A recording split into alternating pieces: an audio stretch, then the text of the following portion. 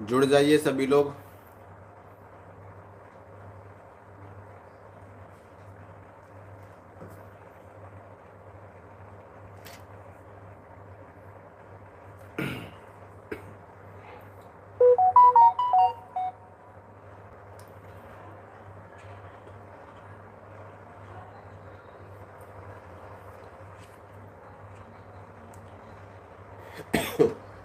जुड़ जाइए जल्दी से सभी लोग, फिर उसके बाद में जानकारी देते हैं।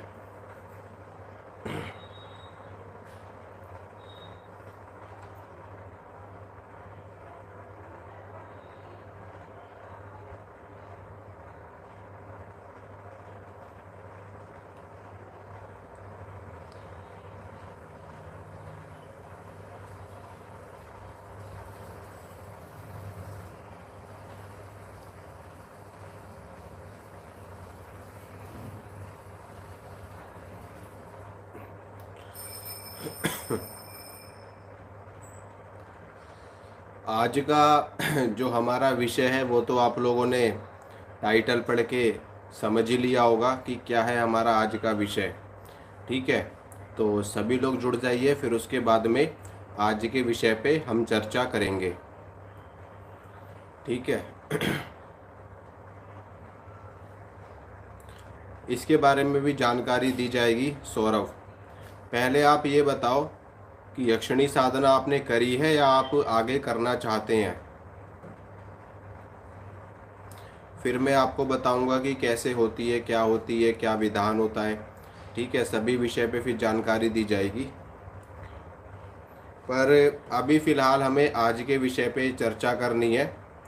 सबसे पहले तो आप सभी को रक्षाबंधन की बहुत बहुत शुभकामनाएं। माँ भगवती आप सभी की रक्षा करें, आपके परिवार की रक्षा करें, आप सभी को जीवन में खूब उन्नति मिले, खूब तरक्की मिले। ठीक है।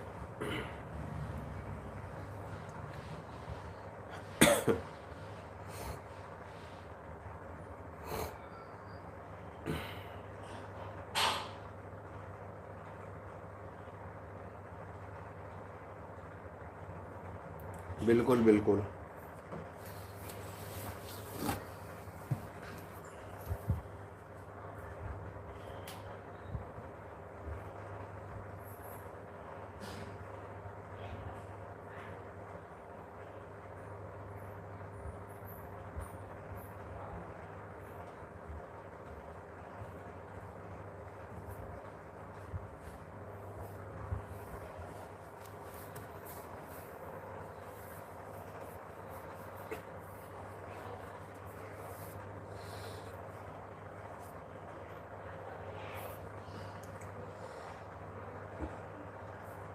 जुड़ जाइए सभी लोग, फिर आज का विषय हम लोग शुरू करते हैं। ठीक है।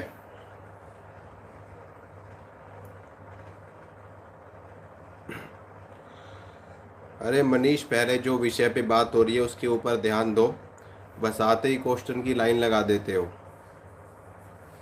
सांस भी नहीं लेने देते कि थोड़ी सांस ले ले भगत जी। बस अपना कार्य सिद्ध होना चाहिए, है ना। सामने वाला क्या कह रहा है उसके ऊपर सुनना ही नहीं है।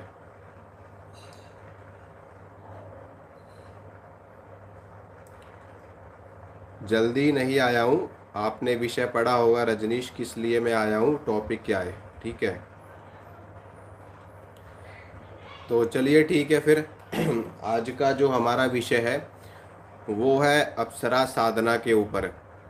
अप्सरा साधना क्या होती है, अप्सराएं क्या होती है, इनकी साधना कैसे करी जाती है।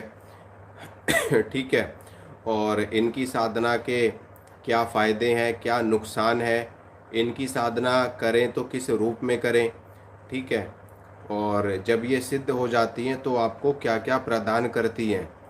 सारे विषय, सारे टॉपिक आज के इस लाइव में हम कवर करेंगे और पूरी कोशिश करूँगा अपनी तरफ से आपको समझाने की, ताकि आपको अच्छे से समझ में आ जाए। ठीक है, तो सबसे पहले बात करते हैं कि अप्सराएं हैं कौन, अप्सरा साधना क्या होती है। ठीक है, आप सभी लोगों ने अप्सराओं के बारे में सुना होगा, परियों के बारे में सुना होगा। ठीक है, परियों के बारे में तो बचपन से आप लोगों ने सुना होगा, क्योंकि परियों के ऊपर तो बहुत सारे टीवी सीरियल्स भी बने हुए हैं। ठीक है, तो बचपन से ही आप लोगों ने कई तरह के ऐसे टीवी सीरियल्स देखे होंगे जिनमें अप्सराओं के, परियों के बारे में बताया जाता है ना। से एक सफ़ेद परी है, लाल परी है, काली परी है, सोन परी है। तो बहुत सारी परियां होती हैं, इनका भी एक अपना अस्तित्व होता है, जिस प्रकार से अप्सराएं होती हैं।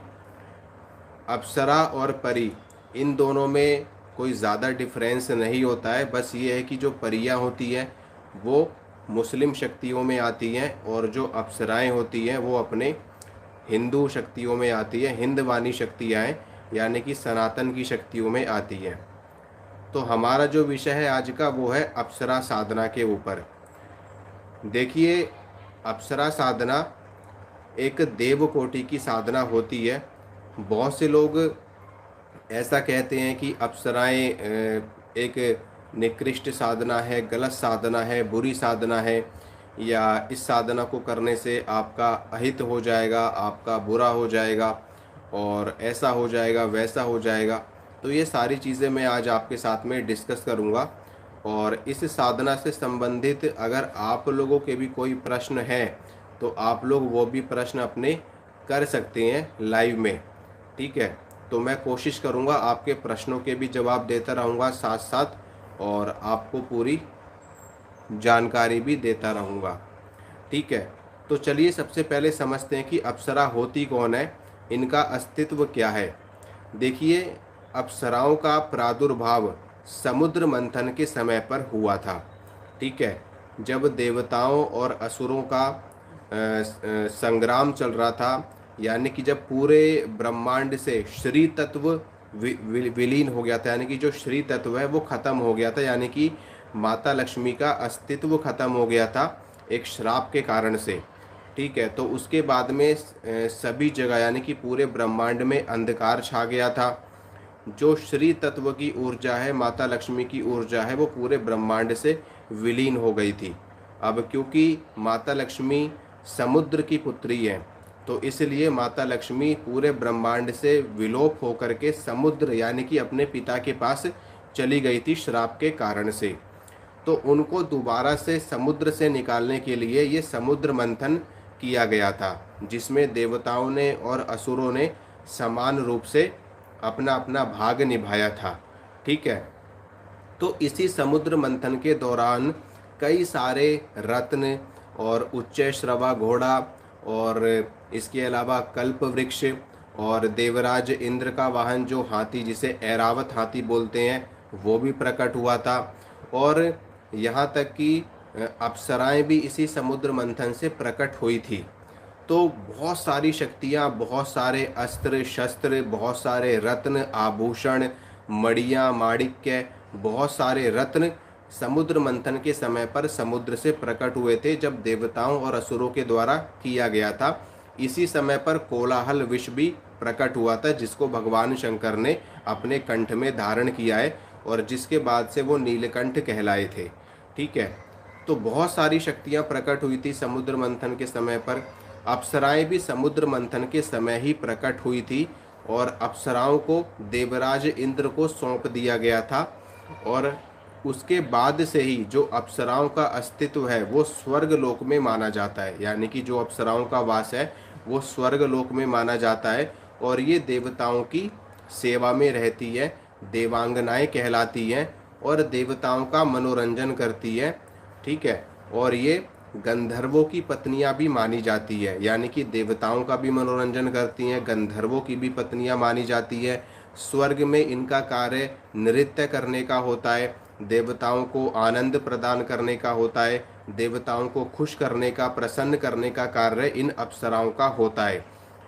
समय समय पर अप्सराओं के द्वारा कई ऋषियों की तपस्या को भी भंग किया गया था देवराज इंद्र के आदेश पर, और अप्सराएं धरती पर आती हैं ऋषियों की तपस्या भंग करने के लिए, जैसे कि विश्वामित्र ऋषि हुए, और गुरु गोरखनाथ जी हुए, और भी अनेकों ऐसे संत महापुरुष हुए जिनकी साधना को भंग करने के लिए अप्सराओं को बार बार धरती पर भेजा जाता रहता है। ठीक है, नर और नारायण नाम के दो ऋषि हुए थे, जिनकी साधना को भंग करने के लिए देवराज इंद्र ने अप्सराओं को धरती पर भेजा था, और वो अप्सराएं उनकी साधना भंग करने में असफल रही थी। ठीक है, ये भी एक कथा है, मैं आपको बताऊंगा कि इसकी कथा क्या है। ये हमें श्रीमद् देवी भागवत महापुराण में कथा मिलती है, और वहाँ पर अनेकों अप्सराओं से संबंधित कथाएं मिलती हैं, जिससे ये साबित होता है कि अप्सरा साधना एक देव कोटि की साधना के अंतर्गत आती है। ये कोई भूत की साधना नहीं है, कोई प्रेत की साधना नहीं है, कोई पिशाच की साधना नहीं है। ठीक है, कोई पैशाचिक साधना नहीं है कि जो आपको अहित पहुंचाती है। अगर आप ये साधना सही तरीके से करते हैं तो इससे आप बहुत लाभ ले सकते हैं। ठीक है, राजा पुरूरवा के भी विषय में एक कथा श्रीमद् देवी भागवत महापुराण में मिलती है कि उर्वशी अप्सरा ने राजा पुरूरवा के साथ में काफ़ी समय धरती पर व्यतीत किया था, और प्रतिदिन यानी कि राजा पुरूरवा के साथ में वो निवास करती थी, रहती थी, जिसके कारण से जो देवलोक के राजा हैं यानी कि इंद्र, उनको बड़ी चिंता हुई। तो उन्होंने उर्वशी को वापस बुलाने के लिए एक षड्यंत्र रचा, जिसमें उन्होंने गंधर्वों का साथ लिया और एक ऐसा मायाजाल फैलाया, एक ऐसा इंद्रजाल फैलाया, जिसके बाद में उर्वशी राजा पुरूरवा के बंधन से मुक्त हो गई और वापस से स्वर्गलोक में चली गई। जिसके बाद में राजा पुरूरवा बहुत ज़्यादा हताश और निराश हो गए, क्योंकि वो इस अप्सरा से प्रेम करने लगे थे। और बाद में उनको एक तालाब के निकट, सरोवर के निकट उर्वशी अप्सरा से उनकी भेंट हुई। तब उर्वशी ने उनको ये कहा कि मैं वर्ष में एक बार आपके पास में आया करूँगी। तब से उर्वशी अप्सरा राजा पुरूरवा के पास में वर्ष में एक बार आया करती थी। ठीक है, तो इस तरह की अनेकों कथाएं हमारे शास्त्रों में अप्सराओं से संबंधित मिल जाती है। तो ये तो आप समझ गए होंगे कि जो अप्सरा साधना है ये देव कोटि की साधना होती है, और इस साधना को अगर आप सही तरीके से कर लेते हैं तो ये साधना आपको फलीभूत होती है, और आपके जीवन में बहुत सारी सुख सुविधाएं, धन धान्य, ऐश्वर्य, वैभव, मान सम्मान, पद प्रतिष्ठा और दिव्य रसायन भी आपको प्रदान करती है। तो जो अप्सरा साधना है वो देवकोटि की साधना है, अच्छी साधनाओं में आती है, सात्विक साधनाओं में आती है, और ये आपको बहुत सारी दिव्य शक्तियाँ भी प्रदान करती हैं, और सिद्ध होने के बाद में साधक की सभी मनोकामनाओं को भी पूरा करती हैं। ठीक है, तो ये एक अच्छी साधनाओं में आती है, इससे किसी भी तरह का कोई नुकसान नहीं होता है। बस ये है कि आपने साधना किस विधि से करी है और किस रूप में इसको आपने सिद्ध किया है। ठीक है, अब बात करते हैं कि अप्सरा साधना से हमको लाभ क्या क्या होता है। ठीक है, ये तो आपने समझ लिया कि अप्सरा साधना, अप्सराएं कौन होती है। समय समय पर अप्सराएं धरती पर आती हैं, और इनका जो वास है यानी कि तालाब में, तालाब के निकट और सरोवर के निकट, नदी के संगम पे अक्सर अप्सराएं धरती पर स्नान करने के लिए आती हैं, और वहीं पर अपना हास परिहास करती है, वहीं पर ये अपना आसन जमाती है, और वहीं पर ये विहार करती हैं, विचरण करती हैं। तो इनकी जो साधना होती है, अगर आप किसी सरोवर के निकट करते हैं, नदी के किनारे करते हैं और जल के निकट करते हैं, तो बहुत जल्दी इनकी सिद्धि प्राप्त हो जाती है। मैं इस लाइव में आपको अप्सराओं की साधना के बारे में भी जानकारी दूंगा कि किस प्रकार से आप इनकी साधना करके सिद्धि प्राप्त कर सकते हैं। पूरी जानकारी दूंगा आपको A to Z, कोई भी चीज़ मिसिंग नहीं करी जाएगी, आपको पूरी जानकारी दी जाएगी ताकि आपको साधना आराम से सफल हो सके, सिद्ध हो सके। ठीक है, तो अप्सरा साधना से लाभ क्या क्या होते हैं उसके बारे में चर्चा करते हैं। देखिए, अप्सरा जो होती है वो भी शक्ति का ही एक स्वरूप है, शक्ति का ही एक अंश मानी जाती है। ठीक है, समस्त जितनी भी इस ब्रह्मांड में स्त्रियां हैं, जितनी भी देवियां हैं, वो समस्त भगवती जगदम्बा का ही स्वरूप मानी जाती है। यानी कि माँ दुर्गा, माँ आद्या शक्ति, उन्हीं के ही अलग अलग स्वरूप हैं देवियों के। अप्सराएं भी स्त्री तत्व है, श्री तत्व है, तो ये भी देवी का ही अंश स्वरूप आप इनको समझ सकते हो, मान सकते हो, और मान नहीं सकते, ये होती ही हैं।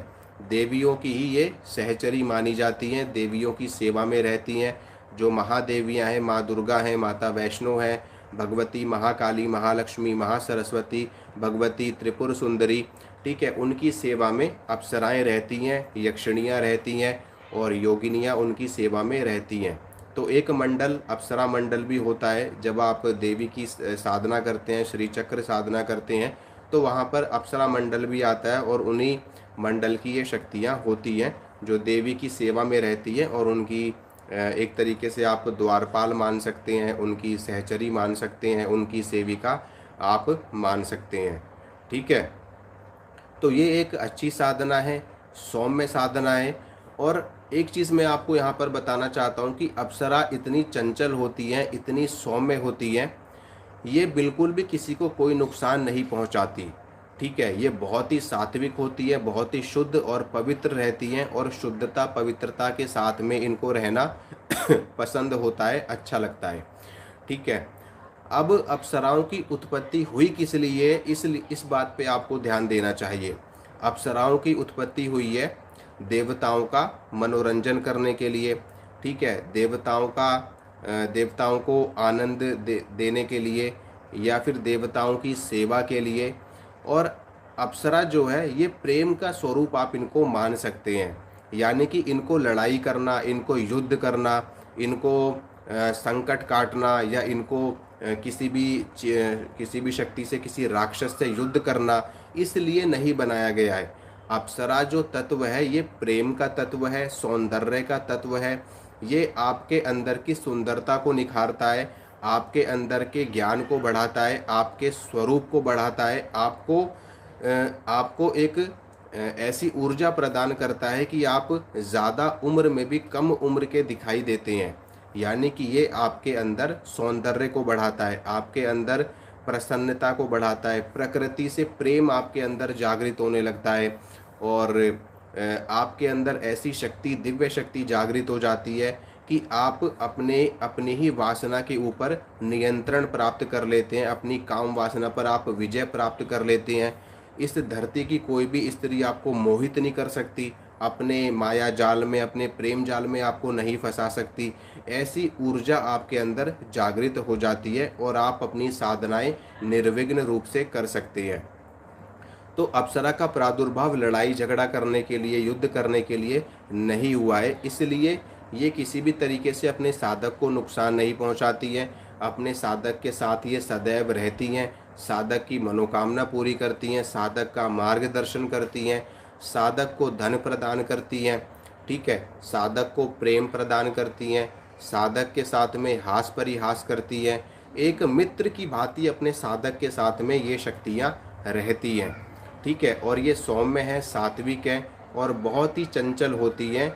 यानी कि अगर आप इनसे बहुत ज़्यादा क्रोधित, यानी कि आप क्रोध की अवस्था में भी अगर आप इनसे बात करते हैं तो ये चली जाती हैं, रुष्ट होकर के चली जाती हैं, लेकिन उसके बदले में आपको ये नुकसान नहीं पहुंचाती, आपको मारती पीटती नहीं है। ठीक है, जिस प्रकार से पिशाचिनी साधना होती है या डाकिनी साधना हो गई, शाकिनी साधना हो गई, कोई चुड़ैल की साधना हो गई, किसी योगिनी की साधना हो गई, यक्षिणी की साधना हो गई, उसमें एक बार को ऐसे चांसेस रहते हैं कि वो आपको नुकसान पहुंचा सकती हैं या आपको हर्ट कर सकती हैं या आपको दंड दे सकती हैं। लेकिन अप्सराओं के केस में ऐसा बिल्कुल भी नहीं होता। ये बहुत ही शांत होती है, इनको प्रेम से रहना, प्रेम करना और प्रेम ही पाना इनको अच्छा लगता है और इसीलिए ही इनकी उत्पत्ति हुई है। इनकी उत्पत्ति ही प्रेम करने के लिए हुई है और अपने साधक की मनोकामना पूरी करने के लिए हुई है, अपने साधक को हर तरीके से प्रसन्न रखने के लिए हुई है। इसलिए ये कभी भी किसी को नुकसान नहीं पहुंचाती है। ठीक है, ये चीज़ भी आप समझ गए होंगे। अब बात करते हैं कि इनकी साधना से आपको लाभ क्या क्या मिलता है। हाँ, घर में कर सकते हैं, कोई दिक्कत नहीं है। अप्सराओं की साधना से आपको धन प्राप्त होता है, आपको मान सम्मान मिलता है। ठीक है, आपके शरीर का सौंदर्य बढ़ जाता है। सबसे मेन चीज़ ये है कि जब आप अप्सरा साधना करेंगे या अप्सरा आपको सिद्ध हो जाएगी तो ऑटोमेटिक ही आपके शरीर का सौंदर्य बढ़ जाएगा, आपके अंदर का आकर्षण बढ़ जाएगा, आपका सम्मोहन बढ़ जाएगा।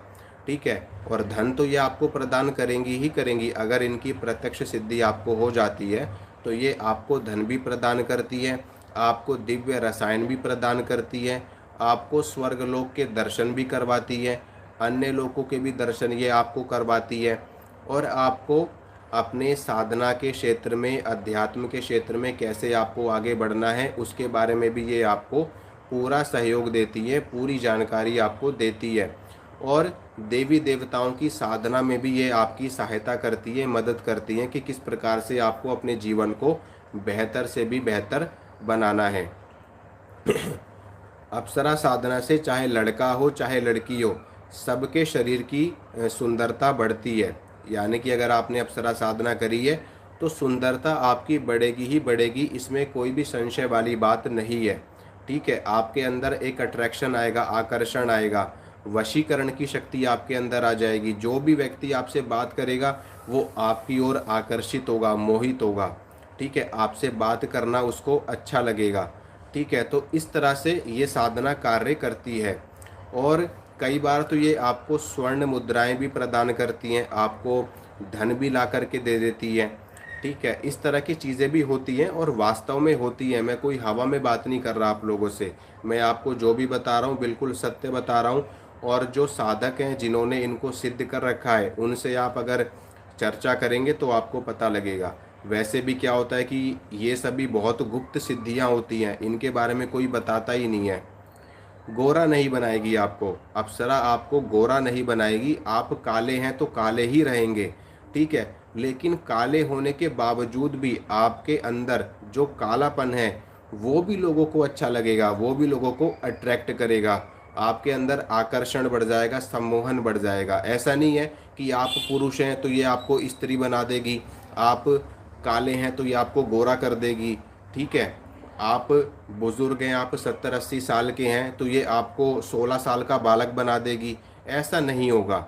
ठीक है, आप अगर 50 साल के हैं तो उम्र तो आपकी 50 साल की रहेगी, लेकिन ये आपकी उम्र को ऐसा बना देगी कि आपको देख करके लोगों को ऐसा लगेगा कि जैसे कोई 25 वर्ष का कोई युवा हो, कोई युवान हो, कोई 30-35 वर्ष का युवान हो। यानी कि ज़्यादा उम्र होने के बावजूद भी आपकी कायाकल्प हो जाएगी। ठीक है, आपके अगर सफ़ेद बाल है तो धीरे धीरे करके बाल आपके काले होने शुरू हो जाएंगे, क्योंकि जो ये आपको जड़ी बूटियों का ज्ञान प्रदान करती हैं, जो ये आपको दिव्य रसायन प्रदान करती हैं, उससे आपके शरीर में ऊर्जा, ओज और ऐसी ताकत आ जाती है जिसके प्रभाव से आपका जो वृद्ध शरीर है वो भी बलवान बन जाता है, ऊर्जावान बन जाता है। ठीक है, तो इस तरीके से ये शक्ति कार्य करती है। अप्सरा साधना इस तरीके से कार्य करती है। यहाँ तक कि ये आपको राज्य का सुख भी प्रदान करती हैं, आपको पत्नी का सुख प्रदान करती हैं। ठीक है, और आपको वैभव प्रदान करती है, मान सम्मान आपको समाज में मिलता है। कोई भी व्यक्ति अगर आपके सामने आया है तो उसके बारे में ये पूछा भी दे देती है। जैसे कि आजकल लोग दरबार लगा रहे हैं ना, भगत लोग, वो पूछा देते हैं देवी देवताओं की शक्तियों के माध्यम से, तो ये बिना दरबार लगाए ही आपको पूछा दे देती है। कोई भी व्यक्ति आपके पास में आया है, ये उसके बारे में आपको सब कुछ बता देगी कि ये किस लिए आया है, इसका क्या उद्देश्य है, क्या इसकी मनसा है, ये सारी चीज़ें आपको बता देती हैं। इतनी शक्ति इनके अंदर होती है, क्योंकि ये भी देव योनि की शक्तियाँ हैं। और देव योनि की जितनी भी शक्तियाँ हैं उनके अंदर ऐसा सामर्थ्य होता है, ऐसी ऊर्जा उनके अंदर होती है कि वो आपको बहुत तरीके से हेल्प कर सकते हैं। एक तरफ है भूत योनि, प्रेत योनि, पिशाच योनि, और एक तरफ है देव योनि। तो देव योनि की जो क्षमता है वो अद्भुत क्षमता होती है अपने आप में। ठीक है, तो इतना ज़्यादा प्रभाव आपको मिलता है जब आप ये साधना करते हैं। तो ये बहुत अच्छी साधना है। इसके बारे में बहुत ज़्यादा भ्रांतियाँ लोगों ने फैला रखी है कि ये हो जाएगा, वो हो जाएगा, ये हो गया, वो हो गया। ऐसा रियलिटी में कुछ नहीं होता है, क्योंकि अप्सराओं के केस में तो नहीं होता, बाकी यक्षिणी के केस में हो सकता है आपके साथ में, योगिनी के केस में भी आपके साथ में ऐसा हो सकता है, लेकिन अप्सराओं के केस में नहीं होता। प्रेत के केस में, भूत के केस में, मसान के केस में आपके साथ में हो सकता है, मसानी के केस में आपके साथ में हो सकता है, ब्रह्म राक्षस के केस में आपके साथ में गलत हो सकता है, लेकिन अप्सरा के केस में आपके साथ में गलत नहीं होता, क्योंकि ये उस तरह की शक्ति है ही नहीं कि ये आपको प्रताड़ित करे, आपको मारे पीटे। हाँ, इतना ज़रूर है, अगर इसको आपकी कोई बात अच्छी नहीं लगती है या जो आपके और इनके वचन हुए हैं आप इनके वचनों को नहीं मानते हैं, तो ये आपको छोड़ करके चली जाएगी और दोबारा आपके पास में नहीं आएगी, ये हो जाता है। लेकिन ये आपको मारे, आपको दंडित करे या आपको नुकसान पहुंचाए या आपके परिवार को नुकसान पहुंचाए, ऐसा ये नहीं करती है। ठीक है, हाँ, ये कि आपसे रुष्ट होकर के चली जाएगी या आपको हो सकता है कि ये श्राप भी दे सकती है, ठीक है, पर आपको दंडित नहीं करेगी, आपको प्रताड़ित नहीं करेगी। जैसे कि कर्ण पिशाचिनी के केस में कई बार साधक पागल हो जाते हैं, ठीक है, उनकी ऐसी दशा हो जाती, मरने की दशा हो जाती है। पर अप्सरा के केस में ऐसा नहीं होता, ये आपको छोड़ करके चली जाएगी। अगर आपने कोई नियम तोड़ा, आपने साधना तोड़ दी या आपके वचन टूट गए, तो छोड़ के चली जाएगी, दोबारा आपके पास में नहीं आएगी, लेकिन ये आपको नुकसान नहीं पहुंचाती है। ठीक है, तो ये चीज़ हो गई है। अब इतनी चीज़ में अगर आपको कुछ पूछना है तो आप पूछें, तो फिर मैं आपको आगे इसकी जानकारी देता हूँ।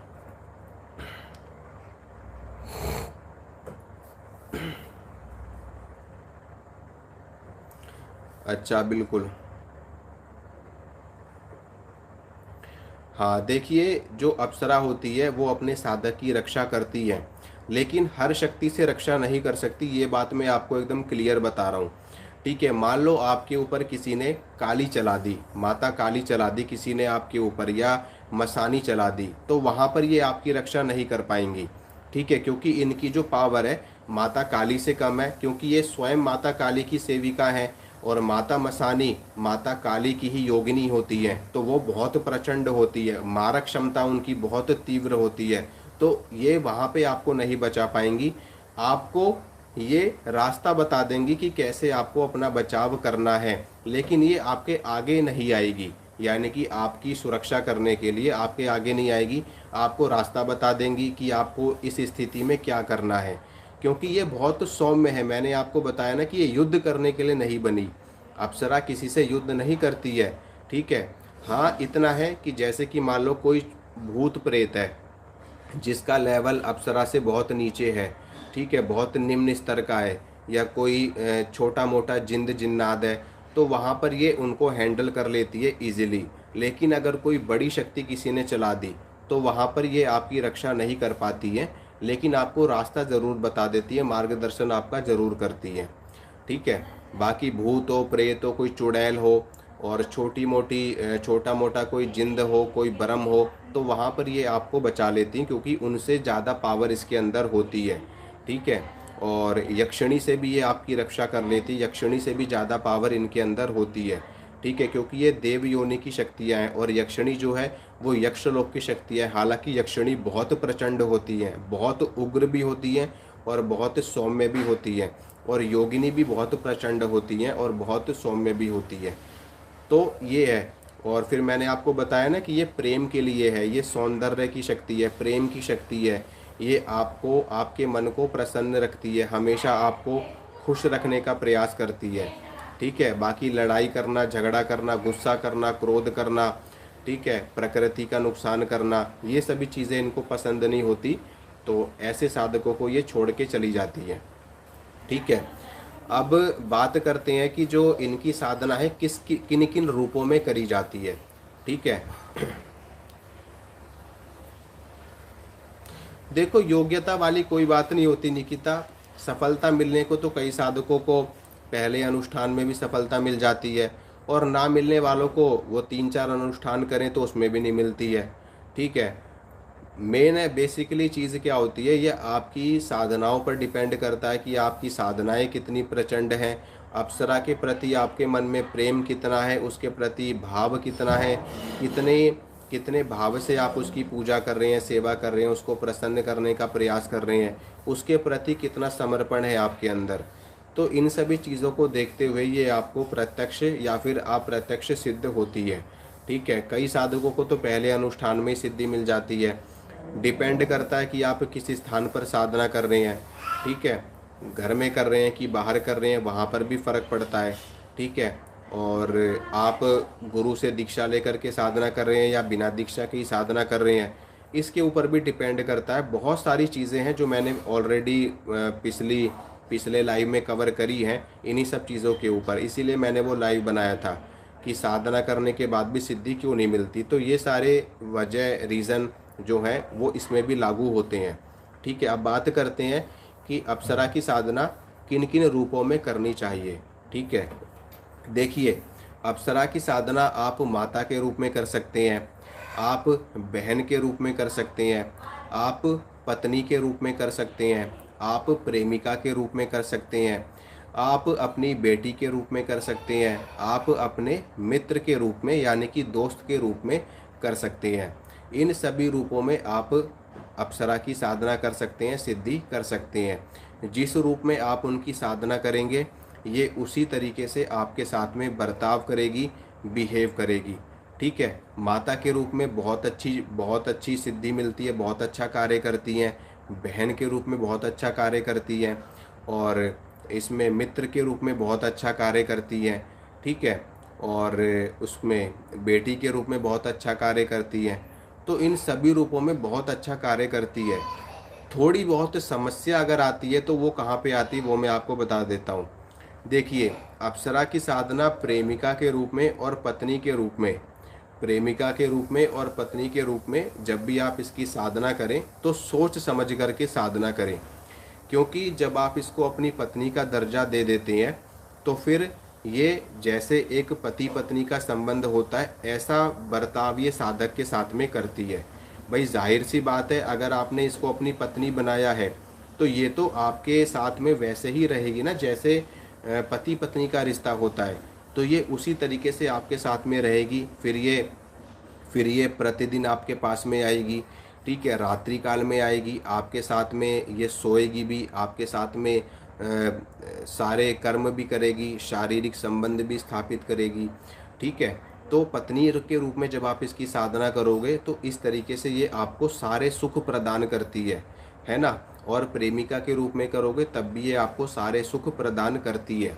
ठीक है। आपको धन भी ला करके देगी, सब चीज़ देगी ला करके, लेकिन पत्नी के रूप में और प्रेमिका के रूप में साधना करने पर ये आपके साथ में इस तरीके से भी रह सकती है। ठीक है। अब यहाँ पर एक चीज़ बहुत ज़्यादा साधकों के मन में भय रहता है कि जैसे कि मान लो कोई साधक है, विवाहित है, शादीशुदा है, अगर वो किसी अप्सरा को पत्नी के रूप में सिद्ध करे तो क्या होगा। ठीक है। मैं आपको बताता हूँ। देखिए, एक व्यक्ति की पहले से शादी है, किसी ने पहले से शादी कर रखी है, पत्नी भी है उसकी, लेकिन अगर वो अप्सरा को दूसरी बार पत्नी के रूप में सिद्ध करता है तो वो कर सकता है। पर यहाँ पर एक चीज़ उसको करनी पड़ेगी। वो क्या है वो मैं आपको बताता हूँ। जैसे कि मान लो कि आपको अप्सरा को पत्नी के रूप में सिद्ध करना है या प्रेमिका के रूप में आपको सिद्ध करना है। पत्नी के रूप में और प्रेमिका के रूप में अप्सरा बहुत जल्दी सिद्ध होती है, बहुत जल्दी सिद्ध होती है। इतनी जल्दी सिद्ध होगी कि ये आपको पहले ही अनुष्ठान में सिद्ध हो जाएगी, पत्नी के रूप में और प्रेमिका के रूप में। अब मान लो आपकी शादी नहीं हुई है तब तो कोई दिक्कत नहीं है, आप आराम से इसको पत्नी की तरह रख सकते हैं। ये आपको सारी जानकारी देगी, आपको धन भी ला करके देगी, आपको काम सुख भी प्रदान करेगी, आपको अलग अलग लोगों के दर्शन भी करवाएगी, और आपको हमेशा आपकी प्रोटेक्शन करेगी, और आपको हर तरह के गुप्त रहस्यों की जानकारी देगी, आपको दिव्य रसायन ला करके देगी जिससे आपका शरीर बलिष्ठ हो जाएगा। ठीक है। आपको ये ऐसी ऐसी रसायन, ऐसे ऐसे द्रव्य ला करके देती है जिससे आपका शरीर बहुत ज़्यादा बलिष्ठ हो जाता है और आप अच्छी तरह से इसके साथ में रह सकते हैं। आपको स्वर्ण ला करके देती है। तो इस तरह की चीज़ें ये ला करके देती हैं अपने साधक को। ठीक है। अब अगर आपकी शादी नहीं हुई है, आप अविवाहित हैं, तो आप इसको प्रेमिका के रूप में, पत्नी के रूप में बहुत आराम से रख सकते हैं, कोई दिक्कत नहीं है। ये नुकसान नहीं पहुंचाती है किसी भी तरीके से। ठीक है। और मान लो अगर आप शादीशुदा हो तो आप इसको कैसे सिद्ध करेंगे वो भी मैं आपको जानकारी दे रहा हूँ। ठीक है। अगर आपने इसकी साधना करी पत्नी के रूप में और ये आपको पत्नी के रूप में सिद्ध हो जाती है, आपके सामने ये आ जाती है। ठीक है। अब जब ये आपके सामने आएगी तो इससे आपको क्या वचन लेना होता है वो मैं आपको बता रहा हूँ कि हे देवी अप्सरा, या जो भी अप्सरा आपने सिद्ध करी है, जो भी सामने आई है आपके, तो उनसे आपको इस तरीके से आग्रह करना है कि देवी मैं आपको पत्नी के रूप में सिद्ध करना चाहता हूँ, लेकिन मेरी पहले से एक पत्नी है, मेरी पहली पत्नी है, और मैं आपको दूसरी पत्नी के रूप में सिद्ध करना चाहता हूँ। ठीक है, और आपसे मेरा निवेदन है कि जो मेरी पहली पत्नी है उसको आप अपनी छोटी बहन समझें, और उसको पूरा मेरी पत्नी का अधिकार उसको प्राप्त रहेगा, और उसको आप किसी भी तरीके से कोई नुकसान नहीं पहुंचाएंगी, और मैं आपको भी अपनी पत्नी बना करके रखूंगा और वो भी मेरी पत्नी रहेगी। उससे आप किसी भी प्रकार का कोई अधिकार नहीं छीनेंगी और किसी भी तरह का कोई नुकसान आप उसको नहीं पहुंचाएंगी।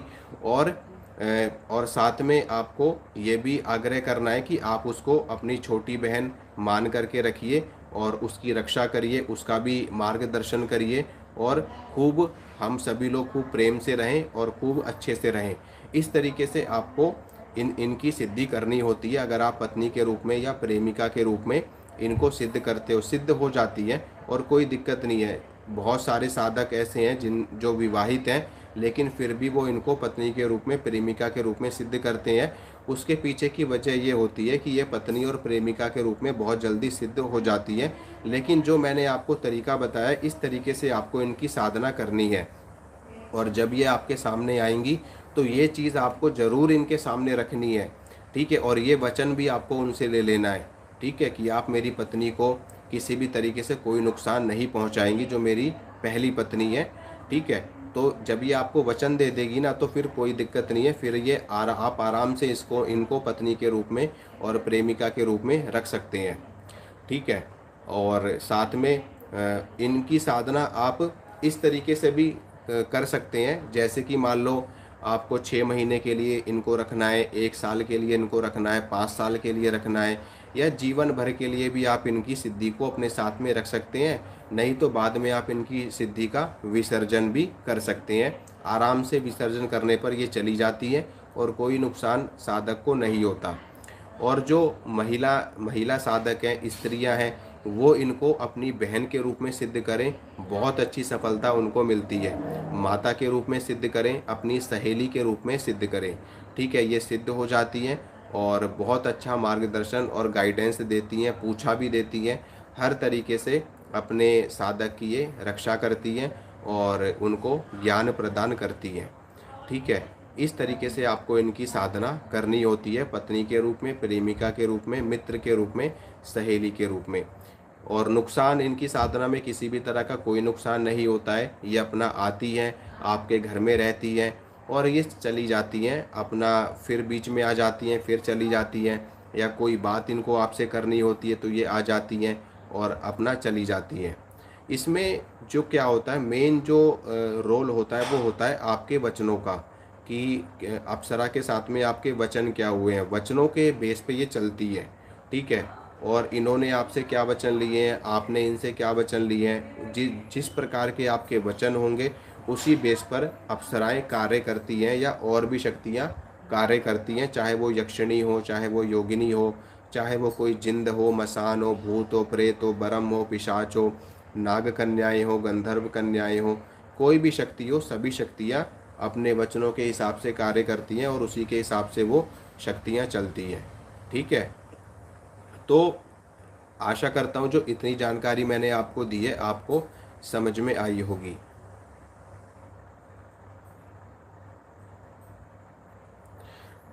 हाँ, अगर आपको कोई भी गुरु नहीं मिल रहे हैं तो आप भगवान शिव को गुरु मान करके साधना कर सकते हैं। और अगर आप ये साधना किसी से ले रहे हैं, जैसे कि अब मैं आपको बता रहा हूँ, तो आप ये साधना मुझसे ले रहे हैं तो आप मुझे भी गुरु मान करके साधना कर सकते हैं। ठीक है, या आपने किसी और से साधना ली है तो आप उस व्यक्ति को भी गुरु मान करके साधना कर सकते हैं। ठीक है, इसमें क्या होता है कि दीक्षा का बहुत ही महत्व होता है। दीक्षा मिल जाने पर साधना जो हमारी है वो एक तो जल्दी सिद्ध होती है, उसका नुकसान भी कोई नहीं होता है, और वो साधना हमारे लिए फलीभूत होती है, अच्छा कार्य करती है, इसलिए दीक्षा ली जाती है। तो मैं आपको साधना भी बताऊंगा, तो जो भी साधक इस साधना को करने के इच्छुक हैं वो मुझसे संपर्क कर सकते हैं, मुझसे इस साधना की दीक्षा ले सकते हैं। मैं आपको इस साधना की दीक्षा दे दूंगा, ठीक है, आपको अनुमति प्रदान कर दूंगा। और जब आप साधना करेंगे तो आपकी साधना पे, जब जिस दिन आप साधना करेंगे उस दिन मैं आपके नाम से अर्जी भी लगाऊंगा, आपके नाम से आदेश भी लगाऊंगा कि देवी आप पर कृपा करें और आपकी साधना जल्दी सिद्ध हो। ठीक है, तो जो भी लोग अप्सरा की साधना करने के इच्छुक हैं वो मुझसे इंस्टाग्राम पे संपर्क कर सकते हैं। मेरी इंस्टाग्राम आईडी शुभम प्रताप 151 है। ठीक है, मैं आपको वहाँ पर इस साधना की अनुमति दे दूंगा। मुझे गुरु मान करके आप साधना कर सकते हैं या भगवान शिव को गुरु मान करके आप साधना कर सकते हैं। ठीक है, मैं आपके लिए अर्जी लगा दूंगा तो आपको ये साधना आराम से सिद्ध हो जाएगी, कोई दिक्कत नहीं आएगी किसी भी तरह की। ठीक है, और जब तक आपकी साधना चलेगी मैं आपसे बराबर टच में रहूँगा, बराबर आपके कांटेक्ट में रहूँगा और बीच बीच में मैं आपसे जानकारी लेता रहूँगा कि, और मैं बीच बीच में देखता भी रहूँगा कि किसी भी तरह की कोई परेशानी या कोई दिक्कत आपकी साधना में ना आए। ठीक है, और आपको आराम से साधना सिद्ध करवा दूंगा। और अगर कोई दिक्कत आती भी है तो उसके लिए भी हमारे पास हर तरीके का समाधान होता है, हर तरीके का उपाय होता है। ठीक है, मैं ये नहीं कह रहा कि आप मुझसे ही साधना लो, जिसमें आपकी आस्था हो, जिसको आप मानते हैं उससे आप साधना ले सकते हैं, कोई ऐसी दिक्कत वाली बात नहीं है। ठीक है, तो अप्सरा की साधना आप माता, बहन, पत्नी, प्रेमिका और दोस्त के रूप में, सहेली के रूप में, मित्र के रूप में, बेटी के रूप में कर सकते हैं। ठीक है, किसी भी तरीके का रिश्ता आपको इनसे स्थापित करना होता है। माता के रूप में, बहन के रूप में और दोस्त के रूप में तो कोई दिक्कत वाली बात है ही नहीं, कोई नुकसान वाली बात नहीं है। इन रूपों में तो ये आपको कोई भी नुकसान नहीं पहुंचाएगी। ठीक है, और बहुत अच्छे से कार्य भी करती है। थोड़ी सी दिक्कत अगर कहीं आती है तो वो पत्नी के रूप में आती है, क्योंकि जब आप इसको पत्नी का दर्जा दे देते हैं तो ये आपके साथ में शारीरिक संबंध भी स्थापित करती है और ऐसा होता है। ठीक है, रियल में ऐसा होता है, ये कोई हवा में मैं बात नहीं कर रहा। भाई पत्नी तो पत्नी होगी, वो आपके साथ में संबंध भी स्थापित करेगी, आपको सब चीज़ की जानकारी भी देगी, लेकिन हाँ उस रूप में जब आप इसको सिद्ध कर लेते हैं तो ये आपको सब कुछ न्योछावर कर देती है अपना, यानी कि अपना सर्वस्व ये आपको प्रदान कर देती है जब आप अप्सरा को पत्नी या प्रेमिका के रूप में सिद्ध कर लेते हैं। ठीक है, बाकी के रूपों में ये उस तरीके से कार्य करती है। बहन के रूप में करोगे तो एक बहन की तरह आपको गाइडेंस देगी, मार्गदर्शन देगी। माता के रूप में करोगे तो ये आपको अपना वात्सल्य प्रदान करेगी, अपना प्रेम, ठीक है, एक ममत्व जो होता है अपने संतान के प्रति, उस तरीके से आपको प्रदान करेगी। देखिए मैं आपको बताता हूँ कि हनुमान जी की जो माता अंजना है, हनुमान जी की माता अंजना हुई है, और जो माता अंजना है वो भी अपने पूर्व जन्म में, ठीक है, एक अप्सरा थी। ठीक है, और एक ऋषि के श्राप के कारण से ही उनको वानरी होने का श्राप प्राप्त हुआ था। जब अप्सराएं धरती पर विचरण कर रही थी और हनुमान जी की जो माता थी, यानी कि जो पुंजिक स्थला अप्सरा थी, वो जब अपनी सहेलियों के साथ में, यानी कि अन्य अप्सराओं के साथ में जब धरती पर विचरण कर रही थी, तो विचरण करते करते एक साधु वहाँ पर तपस्या कर रहे थे, तो उनकी तपस्या भंग हो गई उनके हास परिहास से। तो जिसके कारण से साधु ने अपनी तपस्या के भंग हो जाने पर उनको श्राप दिया कि जिस प्रकार से मतलब कि तू मुझे देख करके हास परिहास कर रही है या मेरे मुख को देख करके हंस रही है, इसी प्रकार से तू भी वानरी हो जाए। तो इसी प्रकार से जो पुंजिक स्थला नामक अप्सरा थी वो अगले जन्म में वानरी होकर के वो आती हैं और बाद में हनुमान जी को वो जन्म देती हैं भगवान शंकर के आशीर्वाद से। ये भगवान शंकर की पूजा पाठ बहुत मतलब कि करती थी, यानी कि उनकी परम भक्त थी। तो हनुमान जी इन्हीं से उत्पन्न हुए हैं और उनकी माता अंजना हुई हैं जो पहले अप्सरा थी। ठीक है, तो ये तो बिल्कुल भी आप मत समझना कि ये नेगेटिव शक्ति है ना, ये देव योनि की शक्ति है और बहुत ही अच्छी शक्ति है। ठीक है, तो इनकी साधना आप इस तरीके से कर सकते हैं। आप बिल्कुल निश्चिंत रहिए सौरभ कुमार ओझा, मैं पूरी जानकारी दूंगा, तसल्ली रखिए, धैर्य रखिए। ठीक है, जो लोग धैर्य नहीं रखते वो लोग मुझे बिल्कुल भी पसंद नहीं है। ठीक है, जल्दबाजी करने वाले लोग, या अभी के अभी दे दो, या ऐसा कर दो वैसा कर दो, ऐसे लोग मुझे बहुत इरिटेटिंग लगते हैं। और फिर ऐसे लोगों की मैं कभी कोई हेल्प नहीं करता, ठीक है। और मेरा स्वभाव ऐसा है कि एक बार मैं जिससे रुष्ट हो जाता हूँ फिर मैं उसको कभी भी वैल्यू नहीं देता, ठीक है। तो इस चीज़ का ध्यान रखिए, ठीक है। अगर आपको मुझसे ज्ञान लेना है, मुझसे साधना लेनी है, या आपको जानकारी लेनी है, तो धैर्य रखिए हर चीज़ में, क्योंकि मैं जैसा हूँ ऐसे मुझे लोग भी पसंद है, ठीक है। तो अब बात करते हैं साधना की, कि इनकी साधना कैसे करी जाती है, कब से करी जाती है, और कितने दिन की इनकी साधना होती है, ठीक है। देखिए मैं आपको बताता हूँ कि अप्सराओं की जो साधना होती है वो 11 दिन की, 21 दिन की और 41 दिन की होती है, ठीक है। इसके अलावा आप इनकी साधना को और भी बढ़ा सकते हैं अगर आपको प्रत्यक्षीकरण नहीं होता है या आपको पूर्ण सिद्धि इनकी प्राप्त नहीं होती है, ठीक है। वैसे इनकी साधना 11 दिन की, 21 दिन की होती है, इनमें ये सिद्ध हो जाती है। अगर नहीं होती है तो फिर इनकी साधना को आगे बढ़ा दिया जाता है, ठीक है। और इनकी साधना में स्फटिक की माला का प्रयोग किया जाता है, क्योंकि ये शक्ति की साधना है, ठीक है। और अप्सराएं जो होती हैं ये माँ भगवती जगदम्बा का ही एक अंश रूप होती है, तो इसीलिए ये शक्ति की साधना में आती है, शाक्त संप्रदाय के अंतर्गत आती है, तंत्र में आती है। और इनकी साधना स्फटिक की माला पर बहुत अच्छी मानी जाती है, बहुत अच्छा रिजल्ट भी मिलता है स्फटिक की माला पे, ठीक है। इसके अलावा आप अन्य मालाओं पे भी इनकी साधना कर सकते हैं, लेकिन उस पर कई बार इनका प्रभाव कम हो जाता है, ठीक है। और इसके अलावा इनकी हकीक की माला पे भी साधना करी जाती है, जैसे कि लाल हकीक हो गया, गुलाबी हकीक हो गया, सफ़ेद हकीक हो गया। लेकिन सबसे अच्छा स्फटिक चलता है इसमें। स्फटिक की माला पे आप इनकी साधना करेंगे तो आपको सिद्धि जरूर प्राप्त होती है। और इसमें जो आसन का प्रयोग होता है वो पूरा आपका अच्छा शुद्ध आसन होना चाहिए, नया आसन इसमें प्रयोग में लिया जाता है। और जो पुराना आसन होता है जिस पे आप साधनाएं कर रहे हैं उनका प्रयोग इसमें नहीं किया जाता। आसन इसमें गुलाबी रंग का उपयोग में आता है, सफ़ेद रंग का आता है, पीले रंग का आसन प्रयोग में आता है, ठीक है। कई अलग अलग अप्सराओं में अलग अलग प्रकार की सामग्री लगती है, आसन अलग अलग होता है। लेकिन मैं आपको ज़्यादा कर्मकांड में नहीं डालूंगा, मैं आपको सीधी सीधी चीज़ बताऊंगा जिससे आप इस विधि के माध्यम से किसी भी अप्सरा को आसानी से सिद्ध कर सकते हैं। इस फटिक की माला आपको प्रयोग में लेनी है। आसन आपका सफ़ेद रंग का होगा या पीले रंग का या गुलाबी रंग का, इनमें से कोई भी आसन आप रख सकते हैं, कोई दिक्कत वाली बात नहीं है। अगर आपके पास में ऐसे रंग का आसन नहीं है तो आप बढ़िया से एक कंबल का आसन लेंगे, ठीक है। वो कंबल का आसन जो आपका होगा वो नया होना चाहिए, उसके ऊपर आपने पहले कोई भी साधना नहीं करी हो, इसलिए आपको नई चीज़ का प्रयोग करना है। अप्सरा की साधना में आपको हमेशा, ठीक है, इस चीज़ का ध्यान रखना है कि आपका आसन एकदम नया होना चाहिए, उस पर आपकी पहले कोई साधना नहीं होनी चाहिए। और दूसरा, स्फटिक की माला का प्रयोग इसमें होना अनिवार्य होता है, तो आपको सिद्धि जल्दी मिल जाती है। स्फटिक की माला आप अप्सराओं की साधना में प्रयोग कर सकते हैं, और इस पे आप कई अप्सराओं की साधना कर सकते हैं, कोई भी दिक्कत वाली बात नहीं होती है। वैसे मैं आपको आपकी जानकारी के लिए एक रहस्य और बता दूं कि अगर आप किसी भी एक अप्सरा को सिद्ध कर लेते हैं तो आपको और किसी अप्सरा को सिद्ध करने की आवश्यकता पड़ती ही नहीं है।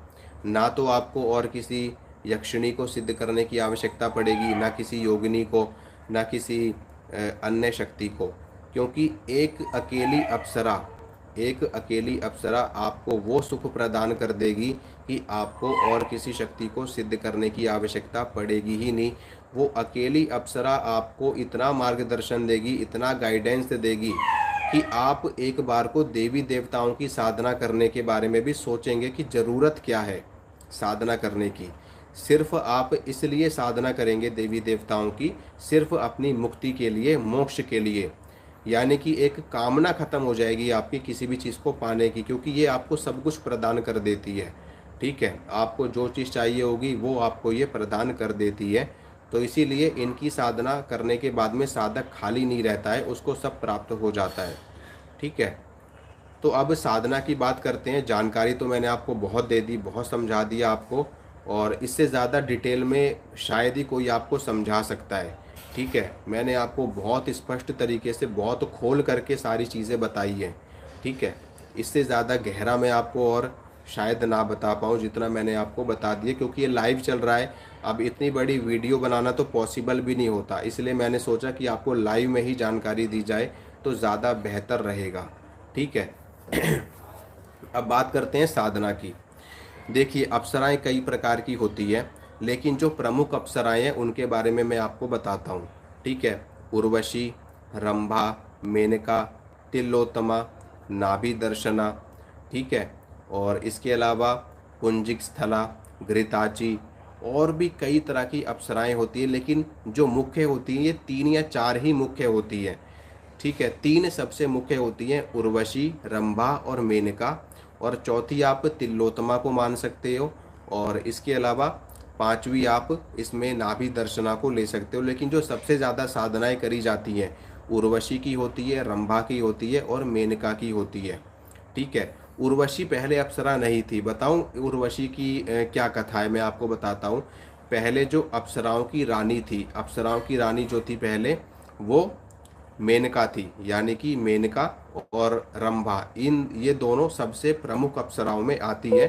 और ऋषियों की तपस्या भंग करने के लिए भी इन्हीं को भेजा जाता है, रंभा को या मेनका को, इंद्रदेव के द्वारा, क्योंकि ये सभी अप्सराओं में सबसे प्रमुख में आती हैं, रंभा और मेनका। उर्वशी का प्राकट्य तो बाद में हुआ है। क्या था कि एक बार नर और नारायण अपनी तपस्या में लीन थे। ठीक है, इंद्रदेव को ये भय सताने लगा कि कहीं ये मेरे इंद्रासन के लिए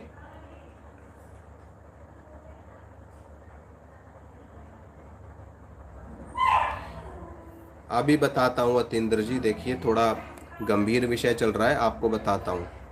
ठीक है, क्या होता है कि नर और नारायण एक बहुत ही तपस्वी हुए, ऋषि हुए, भयंकर तपस्या करने वाले हुए। उनकी तपस्या के कारण से पूरा ब्रह्मांड कंपाए, यानी कि कंपित हो रहा था।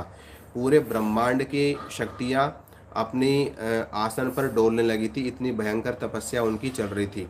इंद्रदेव को भय सताने लगा कि कहीं ये हमारे इंद्रासन को प्राप्त करने के लिए तो नहीं साधना कर रहे हैं, तप कर रहे हैं। तो उन्होंने रंभा, मेनका, तिलोत्तमा, नाभि दर्शना, पुंजिक स्थला, अनेकों सहस्रों अप्सराओं को भेजा उनकी तपस्या को खंडित करने के लिए। अप्सराएं उनके सामने आई। ठीक है, उन्होंने उनके सामने नृत्य किया, हास परिहास किया, पूरा वातावरण एकदम मनमोहक बना दिया, सुगंधमय बना दिया, लेकिन वो उनकी साधना को भंग ना कर सकी। ठीक है, अंत में नर और नारायण ने अपनी आंखें खोली और उन्होंने उन अप्सराओं को देखा और उनसे कहा कि आप हमारी साधनाओं को भंग नहीं कर सकती, और आपके अंदर इतना सामर्थ्य नहीं है। जिस अहंकार में आकर के आप साधुओं की, संतों की तपस्या भंग करती हैं, आपका वो अहंकार ही भंग हो जाएगा। और इंद्रदेव भी वहाँ पर आ जाते हैं, क्योंकि वो साधना नहीं भंग नहीं कर पाती अप्सराएं, तो इंद्रदेव भी वहाँ पर आ जाते हैं। तो इंद्रदेव भी हाथ जोड़ करके खड़े हो जाते हैं उनके सामने। ठीक है, क्योंकि श्राप का भय था उनको कि अप्सराओं को श्राप मिल जाएगा उनके द्वारा, इंद्रदेव को भी श्राप मिलने का भय था, तो वो सामने आ जाते हैं। तो फिर वो श्राप नहीं देते नर और नारायण। ठीक है, श्राप नहीं देते और वो आशीर्वाद देते हैं इंद्रदेव को कि आपके पास जितनी भी अप्सराएं हैं, इनसे भी ज़्यादा सुंदर अप्सरा हम आपको प्रदान करते हैं। और जो नारायण थे वो अपनी जंघा पे एक हाथ मारते हैं और उनकी जंघा से ही उर्वशी प्रकट होती है। और वो इतनी ज़्यादा दिव्य, इतनी ज़्यादा ऊर्जा उसके अंदर होती है, इतनी ज़्यादा सुंदर और सौंदर्य से भरी होती है कि सभी की सभी अप्सराएं उसके सामने फीकी पड़ जाती है और सबसे ज़्यादा प्रमुख वो कहलाने लगती है। और इंद्रदेव की सबसे ज़्यादा प्रिय अप्सरा भी उर्वशी बन जाती है। तो ये है उर्वशी के प्राकट्य की कथा। इस तरीके से उर्वशी का प्राकट्य हुआ था। ठीक है, तो उर्वशी, रंभा, मेनका, ये 3 अप्सराएं सबसे प्रमुख होती हैं, मुख्य होती है। ठीक है, इनके अलावा भी अन्य अप्सराएं होती हैं जिनके बारे में मैंने आपको बताया। घृतलोचा, अनुमलोचा और मेनका, रंभा, तिलोत्तमा, नाभि दर्शना। ठीक है, ये सभी होती है। तो अब मैं इनकी साधना आपको बताता हूँ कि साधना इनकी कैसे करी जाती है। अप्सरा की जो साधना है वो आपको 21 दिन की करनी होती है। इसमें स्फटिक की माला का उपयोग होता है। ठीक है, कम से कम आपको 21 दिन की साधना इनकी करनी ही होती है, कम से कम 21 दिन की साधना करनी है। स्फटिक की माला का इसमें प्रयोग होता है। अप्सरा यंत्र आपके पास में होना चाहिए। ठीक है, यंत्र के अभाव में आप साधना कर सकते हैं, लेकिन माला आपके पास में ज़रूर होनी चाहिए। अगर आपके पास में एक बार को यंत्र नहीं भी मिल पा रहा है अप्सरा का, वैसे आराम से मिल जाता है, कोई ऐसी दिक्कत वाली बात नहीं है। अगर फिर भी आपको यंत्र नहीं मिल पा रहा है तो आप उर्वशी की स्थापना एक सुपारी के ऊपर, जो सुपारी होती है जिसपे हम देवी की भी स्थापना करते हैं, गणेश जी की भी स्थापना करते हैं, तो उसके ऊपर भी आप स्थापना करके उनकी साधना को सिद्ध कर सकते हैं। ठीक है, और आसन इसमें लगता है। इसमें आपका आसन नया होना चाहिए। आपकी जो स्फटिक की माला है वो भी नई माला होनी चाहिए, यानी कि उस माला पे कोई और देवी देवता का साधना या सिद्धि आपको नहीं होनी चाहिए। और आसन भी आपका एकदम नया होना चाहिए, एकदम न्यू आसन, न्यू माला आपकी होनी चाहिए। और यंत्र आपका एकदम नया होना चाहिए। ठीक है, यंत्र, अप्सरा का यंत्र। उसके बाद में आप उस अप्सरा की साधना कई बार उस पे कर सकते हैं, कोई दिक्कत नहीं है। मेरा कहने का तात्पर्य ये है कि जैसे कई लोग माता महाकाली की साधना करते हैं, भैरव जी की भी करते हैं, हनुमान जी की भी करते हैं एक ही माला पे, है ना। मान लो रुद्राक्ष की माला है तो उस पे वो सभी की साधनाएं कर रहे हैं, तो उस माला पे आपको साधना नहीं करनी है। आपको नई माला लेनी है अप्सरा के लिए, नया आसन आपको लेना है अप्सरा के लिए, तभी इसकी सिद्धि आपको होगी प्रत्यक्ष, नहीं तो नहीं होगी। क्योंकि वहाँ पर देवताओं की ऊर्जा है, देवता उसको आने से रोक देंगे आपके पास में। ठीक है, कि हमारे साधक के पास में आने की आवश्यकता नहीं है।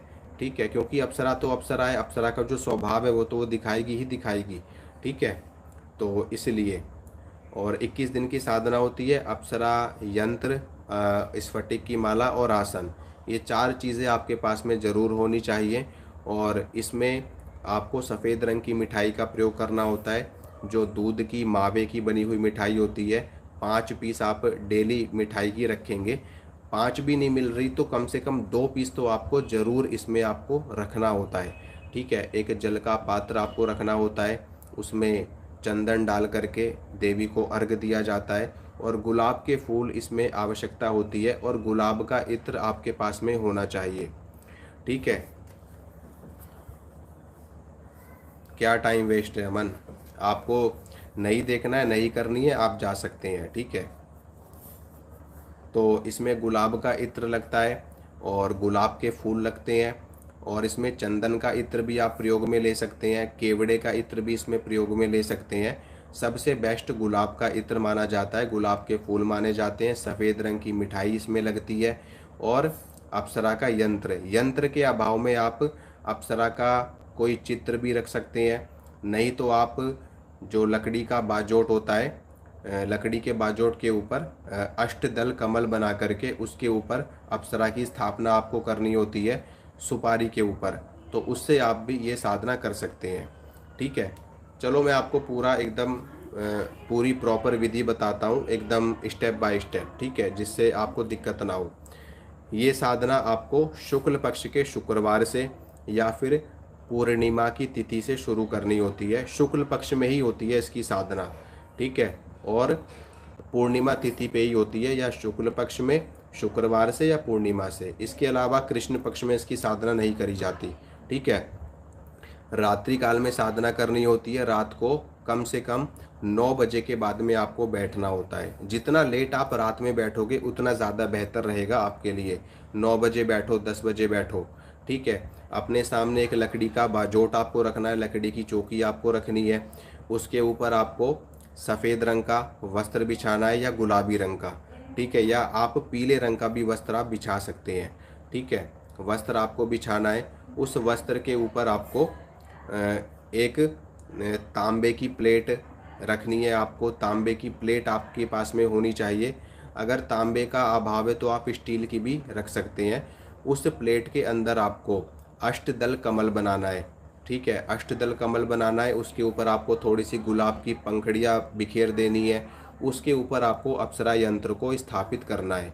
ठीक है, और साइड में आपको एक जल का लोटा रखना है। उस जल के लोटे के ऊपर आपको नारियल, जैसे कलश रखा जाता है ना नवरात्रों में, ऐसे आपको कलश वहाँ पर रखना है, ठीक है। और देसी घी का दीपक आपको जलाना है इस साधना में। और देवी के लिए भोग के लिए सफ़ेद रंग की मिठाई आपको रखनी है। गुलाब की धूप या गुलाब की अगरबत्ती आपको लगानी है इसमें, ठीक है। और एक जल का लोटा देवी के पीने के लिए, यानी कि जल, उसमें आप थोड़ा सा चंदन डाल देंगे तो, और थोड़ा सा हल्का मीठा भी आप डाल सकते हैं उसमें, ये आपको रखना है। अब इसके बाद में मेन आपकी साधना शुरू होती है। आसन के ऊपर आपको बैठ जाना है। आसन आपका या सफ़ेद रंग का रहेगा या गुलाबी रंग का रहेगा, ठीक है, या पीले रंग का आसन भी आप इसमें ले सकते हैं, पर आपका आसन नया होना चाहिए, ठीक है।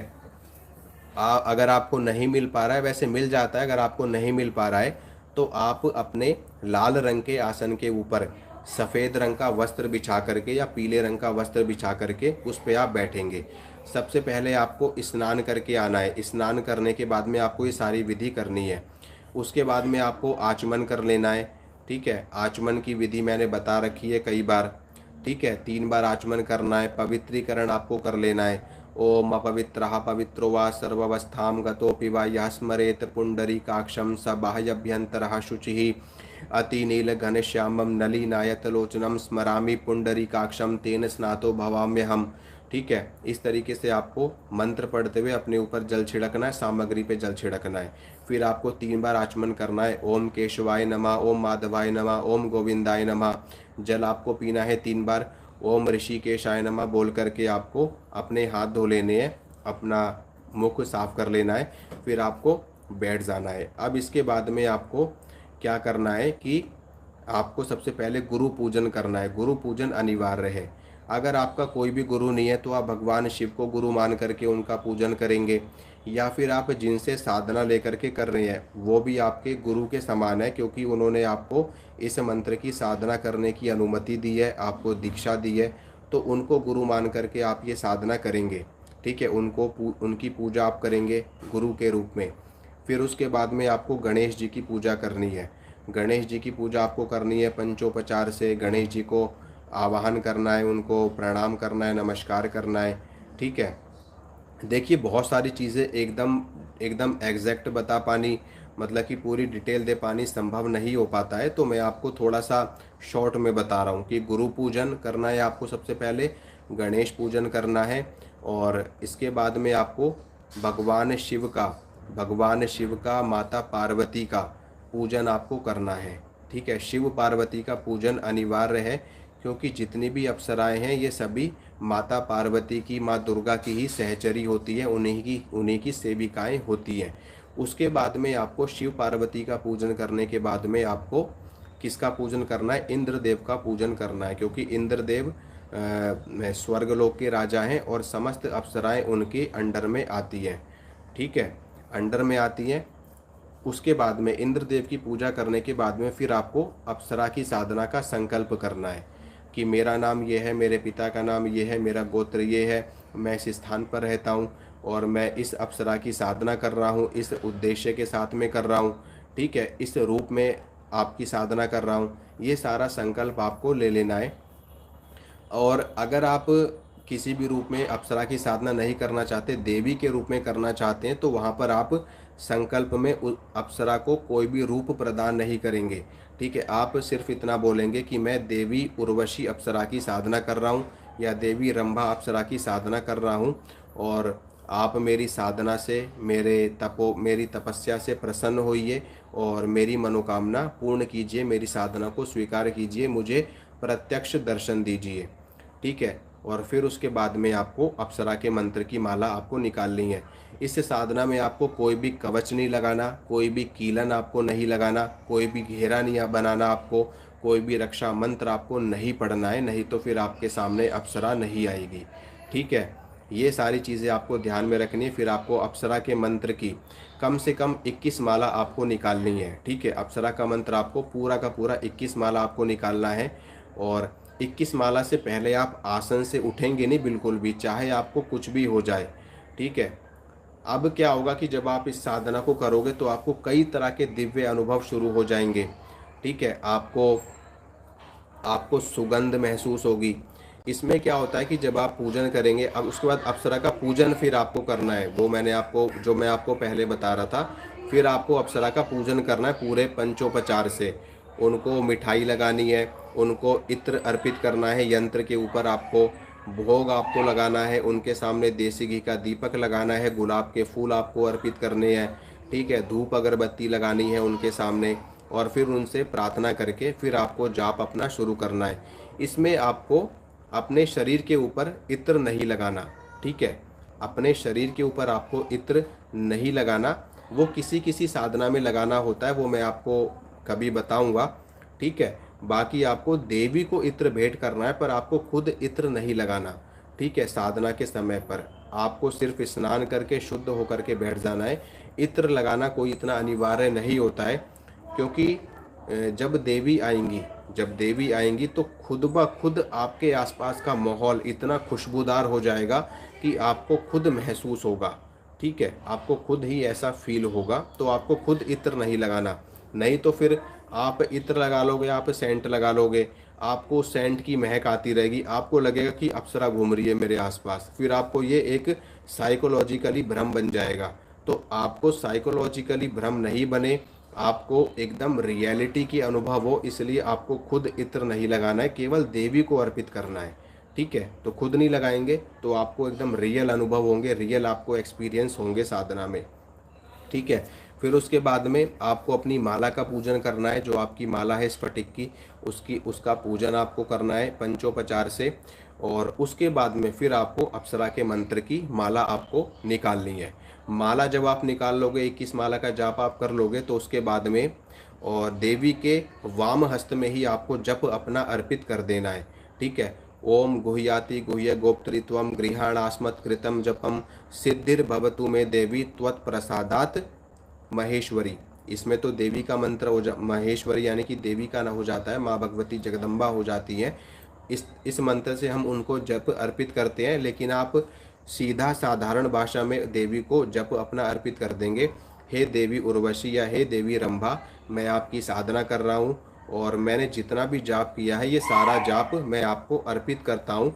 आप इस जाप को ग्रहण करें और मुझे सिद्धि प्रदान करें, और मुझे प्रत्यक्ष सिद्धि प्रदान करें, ठीक है। इस तरीके से आपको देवी से जप अर्पित कर देना है। उसके बाद में प्रणाम करना है, अपनी गलतियों के लिए क्षमा प्रार्थना करनी है, और अपने आसन से आपको उठ जाना है। यहाँ पर आपकी साधना पूरी हो जाती है। अब साधना करोगे तो भाई अनुभव तो होंगे ही होंगे, और अप्सरा साधना में, यक्षिणी साधना में, योगिनी साधना में अनुभव ना हो साधक को, ऐसा हो ही नहीं सकता, ठीक है। क्योंकि ये शक्तियाँ बहुत जल्दी सिद्ध होती हैं, बहुत जल्दी अपने साधक के पास में आती हैं। तो तीसरे चौथे दिन से ही आपको अनुभव होने शुरू हो जाते हैं। कई तरह के अनुभव आपको होंगे, लेकिन मैं आपको बता रहा हूँ कि आपको बिल्कुल भी टेंशन नहीं लेनी किसी भी तरह से।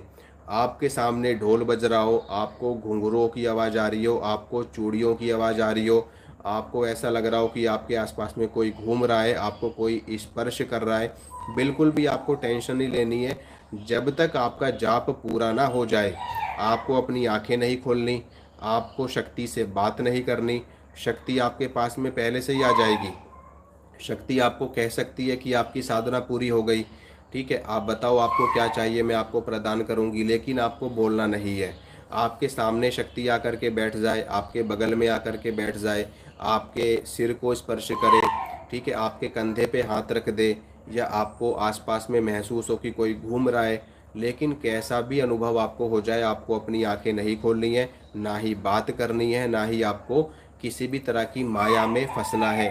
ये सब कुछ एक माया होती है, मैं आपको बताऊं, सारा कुछ एक माया होती है, ताकि आप अपनी साधना को छोड़ दें, अपनी साधना को खंडित कर दें। इसमें आपको डरावने अनुभव भी हो सकते हैं, ऐसा मत सोचना कि अच्छे ही अच्छे अनुभव होंगे, आपको डरावने अनुभव भी हो सकते हैं इसमें आपको। तो उससे भी आपको घबराना नहीं है, क्योंकि ये हर तरीके से प्रयास करती हैं आपकी साधना भंग हो जाए, खंडित हो जाए। तो आपको बिल्कुल भी टेंशन नहीं लेनी है, खूब मन लगा करके साधना करनी है। आपको बिल्कुल भी कुछ नहीं होगा, कोई चीज़ आपको स्पर्श नहीं करेगी, कोई आपको नुकसान नहीं पहुंचाएगी। बस आपको अपनी साधना पूरे दृढ़ संकल्प के साथ में करनी है। और जब आप साधना शुरू कर दोगे तो साधना अपनी पूरी करना, ठीक है, अपनी साधना को बीच में छोड़ना मत, ठीक है। तो 21 दिन की पूरी साधना करिए, ज़रूर आपको सिद्धि प्राप्त होगी। और अगर आपको मान लो पहले अनुष्ठान में सिद्धि नहीं भी मिलती है तो आपको दोबारा अनुष्ठान करना है, दूसरी बार भी ना मिले तो तीसरी बार आपको करना है, ठीक है। लेकिन आपको हार नहीं माननी, आपको घबराना नहीं है, आपको धैर्य नहीं छोड़ना है। जब तक अप्सरा आपके सामने प्रत्यक्ष ना आ जाए तब तक आपको साधना करते रहना है, करते रहना है, चाहे इसमें आपको 3 महीने क्यों ना लग जाए, 6 महीने क्यों ना लग जाए, अनुष्ठान आपको करते रहना है। इतना लंबा समय वैसे लगता नहीं है। इसकी अप्रत्यक्ष सिद्धि तो पहले अनुष्ठान में ही मिल जाती है, यानी कि ये पहले अनुष्ठान में ही आपके पास में आ जाती है। वो एक अलग बात है कि ये आपको दिखाई ना दे। अप्रत्यक्ष सिद्धि पहले अनुष्ठान में ही भक्तों को, साधकों को मिल जाती है, दूसरे तीसरे अनुष्ठान में इनकी प्रत्यक्ष सिद्धि साधकों को मिल जाती है, ठीक है। तो जो मैंने आपको विधि बताई है, इस विधि से आपको साधना करनी है, आपको जरूर सिद्धि प्राप्त होगी। अब मेन पॉइंट पे आते हैं। जब देवी आपके सामने आ जाए, प्रत्यक्ष आ जाए आपके सामने, आपकी साधना भी पूरी हो गई। जब देवी आपके सामने आ जाएगी तो आपको देवी आपसे भोग मांग सकती है कि मेरा भोग दो। डेली आपको मिठाई लेकर के आनी है, ठीक है। और जैसे ही देवी आपसे भोग मांगेंगी तो आपको वो मिठाई उठा करके देवी को अर्पित कर देनी है। जो जल आपने रखा है वो देवी को अर्पित कर देना है। और गुलाब के फूलों की माला अगर आपके पास में है तो वो माला आपको अर्पित कर देनी है। अगर नहीं है तो पुष्पों की वर्षा आपको देवी के ऊपर करनी है। इतना करते ही देवी आपसे प्रसन्न हो जाएंगी और आपसे वरदान मांगने को कहेंगी कि आपको क्या वरदान चाहिए, आपने मुझे क्यों याद किया है, क्यों मुझे जागृत किया है। डरना नहीं है आपको, बिल्कुल भी घबराना नहीं है। वो आपको नुकसान नहीं पहुंचाएंगी, ठीक है। उनकी हाइट आपसे ज़्यादा हो सकती है, एक प्रकाश के रूप में वो आपको दिखाई दे सकती हैं, प्रत्यक्ष भी, साथ शरीर भी आपके सामने आ सकती है। बिल्कुल भी आपको घबराना नहीं है, डरना नहीं है। क्योंकि जब क्या होता है, शक्ति साधकों के सामने प्रत्यक्ष आती है ना, तो साधक डर जाते हैं, घबरा जाते हैं। हालांकि शक्ति उनको नुकसान नहीं पहुंचाती, लेकिन फिर भी वो इतने ज़्यादा भयभीत हो जाते हैं कि भाग जाते हैं, साधना से उठ जाते हैं, या डर के मारा चिल्ला देते हैं, चीख देते हैं, तो फिर शक्ति चली जाती है।